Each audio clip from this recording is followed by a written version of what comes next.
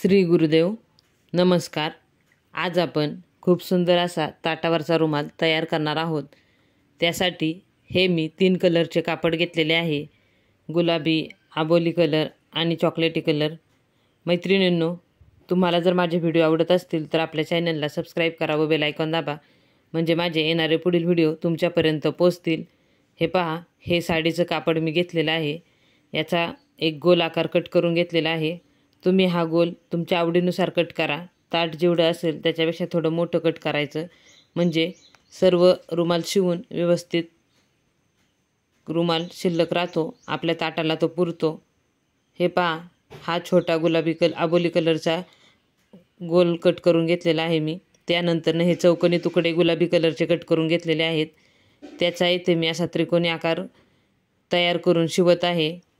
Video शेवटपर्यंत पहा, script करू नका, म्हणजे व्हिडिओमध्ये ज्या छोट्या छोट्या टिप्स दिलेल्या आहेत त्या तुमच्या लक्षात येतील।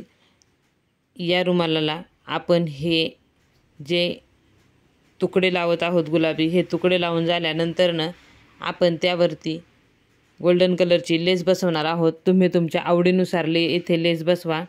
तुमच्याकडे जी अवेलेबल लेस असेल ती बसवा। माझ्याकडे इथे गोल्डन कलरची लेस आहे, त्यामुळे मी इथे गोल्डन कलरच्या लेसचा वापर करत आहे। हे पहा, या पद्धतीने ह्या अशा आपण त्रिकोणी डिझाईन करून बसवायचे आहे। चौकोनी तुकड्याचा त्रिकोणी आकार करून आपण इथे शिवणार आहोत। हे पहा, हे संपूर्ण शिवून झालेलं आहे। आपण त्यावरती व हा जो आपण आबोली कलरचा गोल कट केलेला आहे छोटा, त्यावरती लेस बसवणार आहोत, म्हणजे त्याचे धागे निघणार नाहीत, आबोली कलरच्या कापडाचे धागे निघणार नाहीत। यासाठी आपण त्यावरती जाड अशी लेस शिवून घ्यायची। तुमच्याकडे जर पातळ लेस असेल तर तुम्ही ती डबलही शिवू शकता। खूप सोप्या पद्धतीने मी ताटावरचा रुमाल कसा तयार करायचा याचा व्हिडिओ दाखवलेला आहे। आपण हे रुमाल घरी स्वतःसाठी सुद्धा तयार करू शकतो किंवा रुखवतावर ठेवण्यासाठी सुद्धा तयार करू शकतो। वेगवेगळ्या कलरचे व वेगवेगळ्या डिझाईनचे रुमाल तयार करू शकतो। मी आपल्या चॅनलवरती बऱ्याच प्रकारचे ताटावरचे रुमाल तयार करून दाखवलेले आहेत। चॅनलला एकदा नक्की भेट द्या व व्हिडिओ पहा, तुम्हाला नक्कीच व्हिडिओ आवडतील। हे पहा, ह्या मी पट्ट्या कट करून घेतलेल्या आहेत। तुम्ही तुमच्या आवडीनुसार, तुम्हाला झालर जेवढी लांब पाहिजे त्यानुसार तुम्ही ह्या पट्ट्या कट करायच्या आहेत। 4 इंच, 3 इंच, 2 इंच, 5 इंच, जसं आपल्याला डिझाईन करायचे आहे त्यानुसार आपण या पट्ट्या कट करून घ्यायच्या, त्या एकमेकींना शिवून घ्यायच्या व त्याचे असे झालर तयार करून घ्यायची। त्याला अशा चुन्या देऊन घ्यायच्या थोड्या थोड्या अंतरावरती, म्हणजे संपूर्ण जो रुमाल आहे आपला तो एकसारखा आणि व्यवस्थित दिसतो, त्याची फिनिशिंग खूप छान येते।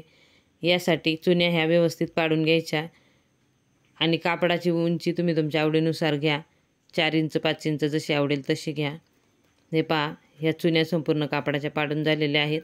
आपण आता जो गोल तयार केलेला आहे त्या गोलाच्या गोलवेड्यावरती आपण या चुन्या व्यवस्थित अशा शिवून घ्यायच्या आहेत। खूप पटकन हा आपला ताटावरचा रुमाल तयार होतो।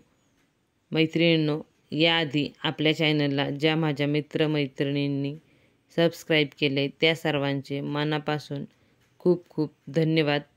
असाच सपोर्ट करत राहा, व्हिडिओ पाहत राहा व आपल्या जास्तीत जास्त फ्रेंडला व्हिडिओ शेअर करा।